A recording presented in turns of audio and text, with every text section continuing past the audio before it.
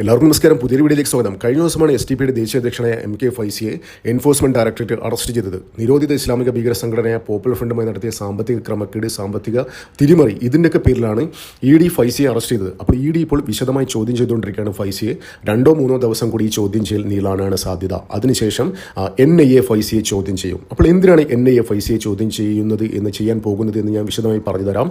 March മാസം പകുതിയോടുകൂടി വഖഫിൽ parliament ടേബിളിലോട്ട് വരാൻ പോവുകയാണ്. അപ്പോൾ ആ സമയത്ത് ഈ STP രാജ്യവ്യാപകമായ പ്രക്ഷോഭം സംഘടിപ്പിക്കാൻ പദ്ധതിയിട്ടിരുന്നു. അതായത് CAA NRC മോഡൽ സമരത്തിൽ രാജ്യം മൊത്തം കലാപ സമാനമായ അന്തരീക്ഷം സൃഷ്ടിക്കാൻ STP പദ്ധതിയിട്ടിരുന്നു. അപ്പോൾ അതിനൊക്കെ ചുക്കാൻ പിടിക്കുന്നത്, അതിനൊക്കെ കോർഡിനേറ്റർ എന്ന രീതിയിൽ പ്രവർത്തിച്ചു വരികയായിരുന്നു ഈ ഫൈസി. അതുകൊണ്ടാണ് അങ്ങനത്തെ ഒരു വ്യക്തമായ വിവരം ലഭിച്ചതിനെ തുടർന്നാണ് NIA ഫൈസിയെ ചോദ്യം ചെയ്യാൻ പോകുന്നത്. നമുക്കറിയാം, ഈ CAA NRC മോഡൽ സമരത്തിൽ, അതായത് ഡൽഹിയിലേക്ക് മാസങ്ങളോളം റോഡുകളൊക്കെ സ്തംഭിപ്പിച്ച് സ്ത്രീകളും കുട്ടികളും ഒക്കെ അടങ്ങുന്ന കുറേ ആൾക്കാർ വന്ന് അവിടെ സമരം ചെയ്ത് ഒരുപാട് ഡൽഹി കലാപം, ആ കലാപത്തിൽ ഒരുപാട് ആൾക്കാർ കൊല്ലപ്പെട്ടു. അത് രാജ്യ തലസ്ഥാനം തന്നെ സ്തംഭിപ്പിക്കുന്ന രീതിയിലായിരുന്നു ഇവർ പോപ്പുലർ ഫ്രണ്ട് അന്ന് എന്തുകൊണ്ട് അവിടെ പ്രതിഷേധം സംഘടിപ്പിച്ചത്. അതിനുവേണ്ടി PFI ഏകദേശം 200 കോടി രൂപയോളം അവിടെ ഒഴുക്കിയെന്നാണ് പറയുന്നത് NIA. ED തന്നെ പറയുന്നത് പോപ്പുലർ ഫ്രണ്ട് ആ സമയത്ത് 200 കോടി രൂപ പൊട്ടിച്ചിരുന്നു. ഒരുപാട് സെലിബ്രിറ്റീസൊക്കെ കൊണ്ടുവന്ന് ഭയങ്കര കളർഫുള്ളാക്കിയ അവന്മാർ, ഭയങ്കര റോഡുകളൊക്കെ സ്തംഭിപ്പിച്ച് രാജ്യം തന്നെ നിശ്ചലമായ രീതിയിലാണ് കേരളത്തിലെ മാധ്യമങ്ങളൊക്കെ റിപ്പോർട്ട് ചെയ്തത്. നമുക്കറിയാം, ആ സമയത്തൊക്കെ കാണിച്ചിരുന്ന വീഡിയോ, കേരളത്തിലെ മാധ്യമങ്ങൾ കാണിച്ചിരുന്ന വീഡിയോ സ്ത്രീകളും കുട്ടികളുടെ മാത്രമായിരുന്നു. അവരെ ഫോക്കസ് ചെയ്തിട്ട് മാത്രമായിരുന്നു ഇവിടുത്തെ വീഡിയോ ഫുട്ടേജിലൊക്കെ കാണിച്ചിട്ടുണ്ടെന്ന്. അതായത് സ്ത്രീകളും കുട്ടികളൊക്കെ മൊത്തം നരേന്ദ്രമോദി സർക്കാരിനെതിരെ പ്രതിഷേധിക്കുന്നു. അതായത് നരേന്ദ്രമോദി സർക്കാർ ഇവിടെ ഇന്ത്യയിലെ മുസ്ലിങ്ങളെ കൊന്നൊടുക്കുകയാണെന്ന തരത്തിൽ അന്താരാഷ്ട്ര തലത്തിൽ പോലും പ്രചരിപ്പിക്കാൻ വേണ്ടി അത്തരത്തിലുള്ള പല പ്രൊപ്പഗണ്ടകളും അവർക്കുണ്ടായിരുന്നു. അതിനൊക്കെ വേണ്ടി തന്നെയാണ് വിദേശത്തു നിന്നൊക്കെ ഒരുപാട് ഫണ്ടുകൾ ഇറക്കിയത്. പല ചാനൽ വഴി ഇന്ത്യയിലേക്ക് 200 കോടിയോളം പോപ്പുലർ ഫണ്ട് ഇറക്കിയിരുന്നു. അന്ന് ഒരുപാട് നാശനഷ്ടങ്ങൾ ഡൽഹിയിലുണ്ടായിരുന്നു കേട്ടോ. അതിനുശേഷമാണ് കലാപം ഉണ്ടാകുന്നത്, ഒരുപാട് പേർ കൊല്ലപ്പെടുന്നത്.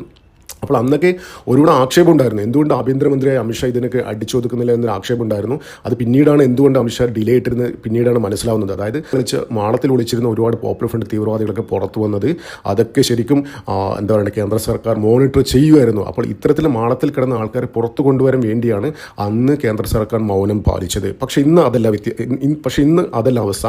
പോപ്പുലർ ഫ്രണ്ട് എന്ന ഭീകരവാദ സംഘടനയെ നിരോധിച്ചു. അപ്പോൾ ഇപ്പോൾ അവർക്കൊരു പ്ലാറ്റ്ഫോം ഇല്ല. ഈ STP മാത്രമാണുള്ളത്. ഈ നിരോധിച്ച ഇസ്ലാമിക ഭീകര സംഘടനയായ പോപ്പുലർ ഫ്രണ്ടിൻ്റെ എല്ലാ പ്രവർത്തകരും ഇപ്പോൾ പ്രവർത്തിക്കുന്നത് STPയിലാണ്. അപ്പോൾ അവർ ഇത്തരത്തിലുള്ള ഇതേ സമാനമായ ഒരു പ്രതിഷേധം ഈ വഖഫിൽ പാർലമെൻറ്റ് ടേബിളിലോട്ട് വരുമ്പോൾ ഇന്ത്യ മൊത്തം കലാപം ഉണ്ടാക്കാനുള്ള ഒരു പദ്ധതി അവർ ഇട്ടിരുന്നു. അത് ശരിക്കും NIA പൊളിച്ചിരിക്കുകയാണ്. അതിനെക്കുറിച്ച് വിശദമായി ഒരു വിവരം NIAക്ക് ലഭിച്ചിരുന്നു. അപ്പോൾ അത് തടയിടാൻ വേണ്ടി തന്നെ, അത് പൊളിക്കാൻ വേണ്ടി തന്നെയാണ് ഈ EDയെ വിട്ട് NIA ആണ് ആക്ച്വലി EDയെ വിട്ടിരിക്കുന്നത്. EDയെ വിട്ടിട്ട് ഈ ഫൈസിയെ തൂക്കുന്നത്. ഈ ഫൈസി ഉണ്ടല്ലോ, ഇപ്പോൾ നടത്താൻ ഉദ്ദേശിച്ചിരുന്ന ആ ഒരു പ്രോഗ്രാമിൻ്റെ, ആ ഒരു കലാപത്തിൻ്റെ ഒരു കോർഡിനേറ്റർ എന്ന രീതിയിൽ പ്രവർത്തിച്ച് വരികയായിരുന്നു എന്നുള്ള വളരെ സുപ്രധാനപ്പെട്ട ഒരു വാർത്തയാണ് ഇപ്പോൾ പുറത്തു വരുന്നത്. അപ്പോൾ അതിൻ്റെ അടിസ്ഥാനത്തിലാണ് അതിൻ്റെ പിന്നിൽ ആരൊക്കെയുണ്ട്, ഇന്ത്യയിലെ പ്രതിപക്ഷ രാഷ്ട്രീയ പാർട്ടികളിൽ നിന്ന് ആരെങ്കിലും സാമ്പത്തിക സഹായം ലഭിച്ചോ, വിദേശത്ത് നിന്ന് സാമ്പത്തിക സഹായം ലഭിച്ചോ എന്നുള്ള കാര്യങ്ങളൊക്കെ അന്വേഷിക്കും NIA. അതിനുശേഷമാണ് NIA ചോദ്യം ചെയ്ത് കഴിഞ്ഞു കഴിഞ്ഞാൽ ഫൈസിയെ ഉത്തർപ്രദേശിലോ പ്രയാഗ്രാജിലോ ഗാസിയാബാദിലോ ലക്നോ ജയിലിലോട്ട് മാറ്റാനാണ് സാധ്യത. അപ്പോൾ ഇപ്പോൾ ഫൈസി ED എടുത്ത് പറഞ്ഞിട്ടുണ്ട് തന്നെ ഒരിക്കലും ഉത്തർപ്രദേശിലെ ജയിലിലേക്ക് പാർപ്പിക്കരുത്. അങ്ങനെ ഉത്തർപ്രദേശ് ജയിലിൽ പാർപ്പിച്ചു കഴിഞ്ഞാൽ തന്നെ തട്ടും എന്നുള്ള ഒരു കാര്യം ED എടുത്ത് ഫൈസി പറഞ്ഞു എന്നുള്ള ഒരു കാര്യം ഇപ്പോൾ പുറത്തു വരുന്നുണ്ട്. നമുക്കറിയാം, ഇത്തരത്തിലുള്ള വൻകിട ക്രിമിനലുകളെ, അതായത് കൊടും ക്രിമിനലുകളെ പാർപ്പിക്കുന്ന ഒരു സ്ഥലമാണ് ഉത്തർപ്രദേശ്. അതായത് ഉത്തർപ്രദേശ് പോലീസിനറിയാം ഇത്തരത്തിലുള്ള ആൾക്കാരെ എങ്ങനെ ഹാൻഡിൽ ചെയ്യണമെന്ന്. നമുക്കറിയാം, ഈ യോഗിയെ തന്നെ പല ആൾക്കാരെയും അവിടെ പാർപ്പിച്ച പല ആൾക്കാരെയും എൻകൗണ്ടറിൽ തീർത്തിട്ടുണ്ട്. അതിൻ്റെയൊക്കെ പേടിയായിരിക്കാം ഈ ഫൈസിക്കുള്ളത്. അതായത് തന്നെ ഉത്തർപ്രദേശിലെ ഏതെങ്കിലും ജയിലിൽ കൊണ്ട് പാർപ്പിച്ചു കഴിഞ്ഞാൽ താൻ കൊല്ലപ്പെടും എന്ന് പറഞ്ഞത് ഇതിൻ്റെയൊക്കെ അടിസ്ഥാനത്തിലാവാം. നമുക്കറിയാം, കൊടും ക്രിമിനലായ ആത്തിഖ് അഹമ്മദിനെയും അഷ്റഫ് അഹമ്മദിനെയൊക്കെ അവിടെ മീഡിയയുടെ മുന്നിൽ വെച്ച് ലൈവ് കവറേജ് പോകുന്ന സമയത്ത് തീർത്ത വ്യക്തിയാണ് ഈ യോഗി ആദിത്യനാഥ്. അപ്പോൾ അത്തരത്തിലുള്ള കാര്യങ്ങളൊക്കെ നോക്കുകയാണെങ്കിൽ എന്തായാലും ഈ ഫൈസിയെ പോലെയുള്ള ആൾക്കാർക്ക് പേടിച്ചില്ലെങ്കിലേ അത്ഭുതപ്പെടാനുള്ളൂ. അപ്പോൾ NIA വിശദമായി ചോദ്യം ചെയ്യുന്ന ശേഷം ഈ ഉത്തർപ്രദേശിലേക്ക് മാറ്റുകയാണെങ്കിൽ അവിടെ കുറച്ച് കാര്യങ്ങളുണ്ട്. അതായത് ഈ പൗരത്വ ഭേദഗതി ബില്ല്, CAA NRC സമരത്തിലേക്ക് ഒരുപാട് കലാപങ്ങൾ ഉണ്ടാക്കിയിട്ടുണ്ടായിരുന്നു ഇപ്പോൾ STP. അപ്പോൾ ഒരുപാട് സ്വത്തുവകകളൊക്കെ അടിച്ച് നശിപ്പിച്ചിരുന്നു, കുറേ ഗവൺമെൻറ് പ്രോപ്പർട്ടികളൊക്കെ ഇവർ നശിപ്പിച്ചിരുന്നു. അപ്പോൾ അത്തരത്തിലുള്ള കുറേ കേസുകളൊക്കെ അവിടെ രജിസ്റ്റർ ചെയ്തിട്ടുണ്ട്. അപ്പോൾ അതുമായി ബന്ധപ്പെട്ടും ഉത്തർപ്രദേശ് ATSും ഉത്തർപ്രദേശ് പോലീസും ഫൈസിയെ ചോദ്യം ചെയ്യും എന്നുള്ളൊരു വാർത്ത ഇപ്പോൾ പുറത്തു വരുന്നുണ്ട്. അത് ക്ലാരിറ്റി ഇല്ല. പക്ഷേ ഉത്തർപ്രദേശ് പോലീസും ATS ഒക്കെ ഫൈസിയെ ചോദ്യം ചെയ്യും എന്ന് തന്നെയാണ് ഇപ്പോൾ പുറത്തു വരുന്നൊരു വാർത്ത. അങ്ങനെയാണെങ്കിൽ അതിനുശേഷം NIA ചോദ്യം ചെയ്തതിനു ശേഷം എന്താ പറയുക, ഫൈസിയെ ഉത്തർപ്രദേശിലെ പ്രയാഗ്രാജിലോ ഗാസിയാബാദിലോ ലക്നൌവിലോ ഏതെങ്കിലും ജയിലിൽ പാർപ്പിക്കാനാണ് സാധ്യത. അത് ശരിക്കും അങ്ങനെ കൊണ്ടുപോകുന്ന ഇപ്പം കരഞ്ഞ് നിലവിളിക്കുകയാണ്. അങ്ങനെ കൊണ്ടുപോയാൽ തന്നെ തട്ടും എന്നാണ് ഫൈസി ഇപ്പോൾ ED എടുത്ത് പറഞ്ഞിട്ടുണ്ട്. അതിപ്പോൾ ഇതിന് പുറത്തു വരുന്നത് എന്താ പറയുക, ഇവന്മാരുടെ പേടി തന്നെയാണ്. ഉത്തർപ്രദേശ് എന്ന് പറയുന്നത് ഇത്തരത്തിലെ ക്രിമിനൽസിൻ്റെ ഒരു പേടി സ്വപ്നമായി മാറിയിരിക്കുകയാണ്. ഒരു ക്രിമിനലും, അതായത് ഇന്ത്യയിൽ ഒരു കൊടും ക്രിമിനൽ ഉത്തർപ്രദേശിലെ ജയിലിൽ എന്താ പറയുക, ഉത്തർപ്രദേശ് ജയിലിൽ നിൽക്കാൻ താല്പര്യപ്പെടില്ല. അത്തരത്തിൽ എന്താ പറയുക പേടിയാണ് ഉത്തർപ്രദേശ് പോലീസിന്, ഉത്തർപ്രദേശ് ATSന്, യോഗി ആദിത്യനാഥിന്. അത് നല്ലൊരു കാര്യമാണ്. ആ ഒരു പേടി വേണം. അതുകൊണ്ടാണ് എന്താ പറയുക ജംഗിൾ രാജായ ഉത്തർപ്രദേശിനെ 2017 തൊട്ട് യോഗി ആദിത്യനാഥ് ക്ലീൻ ചെയ്തുകൊണ്ടിരിക്കുകയാണ്. ഒരുപാട് ഗുണ്ടകളെ വെടിവെച്ച് വന്നു, ഒരുപാട് ഗുണ്ടകളെ ജയിലിലാക്കി. എന്താ പറയണ്ടത്, ബാക്കിയൊക്കെ ഇപ്പം ഗുണ്ടകൾക്ക് നല്ല നടപ്പാണ്. ഗുണ്ടകൾക്കൊക്കെ ഇപ്പം ജോലി ഒക്കെ ചെയ്യാൻ വേണ്ടി സർക്കാർ അവിടെ പുതിയ പാക്കേജുകളൊക്കെ പ്രഖ്യാപിച്ചിട്ടുണ്ട്. നിങ്ങൾ ഗുണ്ടാപ്പണിയൊക്കെ നിർത്തി വരികയാണെങ്കിൽ നിങ്ങൾക്ക് ജീവനോപമ ജീവിക്കാൻ വേണ്ടി പല സാമ്പത്തിക സഹായങ്ങൾ ചെയ്യുന്ന ഒരു സംസ്ഥാനമാണ് ഉത്തർപ്രദേശ്.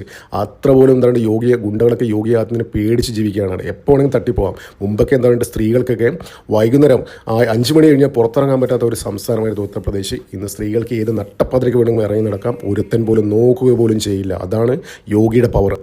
അത് തന്നെയാണ് ഈ ഫൈസിയെ പോലുള്ള ആൾക്കാരും പേടിക്കുന്നത് ഉത്തർപ്രദേശിലോട്ട് പോകാൻ വേണ്ടി. എന്തായാലും കരഞ്ഞ് കാല് പിടിച്ചിരിക്കുകയാണ് ED എടുത്ത്. തന്നെ ഒരിക്കലും ഉത്തർപ്രദേശിൽ കൊണ്ടുവരുന്നത്, ഡൽഹിയിൽ തന്നെ പാർപ്പിക്കണം എന്നാണ് ഇപ്പോൾ എന്താ പറയുക ഫൈസി ED അടുത്ത് പറഞ്ഞിരിക്കുന്നത്. ആ ഒരു ഭയം നല്ലതാണ്. ആ ഭയം എന്താ പറയുക, ഈ അറസ്റ്റ് ചെയ്യുന്നതിന് മുമ്പേ ആ ഭയം ഉണ്ടെങ്കിൽ ഇവന്മാർ ഇത്തരത്തിലുള്ള ആക്ടിവിറ്റീസ് ഇവിടെ നടക്കില്ല. അപ്പോൾ പറഞ്ഞു വരുന്നതെന്ന് വെച്ച് കഴിഞ്ഞാൽ യോഗി UP യിൽ നടത്തുന്ന ആ ഒരു സംഭവം ക്രിമിനൽസിനെ എങ്ങനെ ഹാൻഡിൽ ചെയ്യുന്നു അതെല്ലാം ഇന്ത്യയിലെ എല്ലാ സംസ്ഥാനവും ഫോളോ ചെയ്ത് കഴിഞ്ഞാൽ, ആ മാതൃക സ്വീകരിച്ചു കഴിഞ്ഞാൽ ഇന്ത്യയിൽ കലാപങ്ങളോ കുറ്റകൃത്യങ്ങളും ഉണ്ടാവില്ല. ഇത് തന്നെയല്ലേ ഗൾഫ് രാജ്യങ്ങൾ എന്താണ് സംഭവിക്കുന്നത്?